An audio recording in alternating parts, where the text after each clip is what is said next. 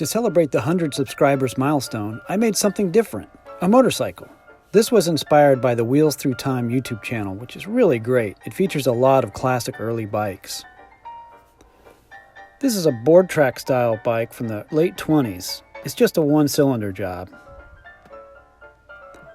Since it's a track racer, there's no need for a headlight. You can see how I put the fork together here. So let's fire this baby up. And since it has only one gear ratio, it runs the same backwards too. No brakes either. Let's pull off the tank so we can see the frame a little better. You can see there's actually two shocks in the back.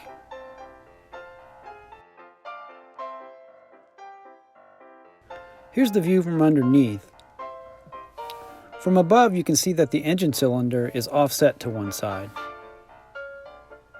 Here's the exhaust pipe coming out of the right side of the bike. Here's another view from above. Here's the gas tank and saddle assembly. This is the first time I've used this pretty sky blue color on a project, but let's see what it would look like in Indian red. And there's the result of that on the bike. Looks very nice. I think it looks even better with gold. Here's an illustration about how gold is inconsistent with Lego. It's a little bit more yellow on the left side than on the right. Lego can only make small pieces in gold, and it's temperamental. You can see this piece broke on me while I was building this. By the way, the two caps represent separate oil and gas reservoirs within the tank. So there you have it.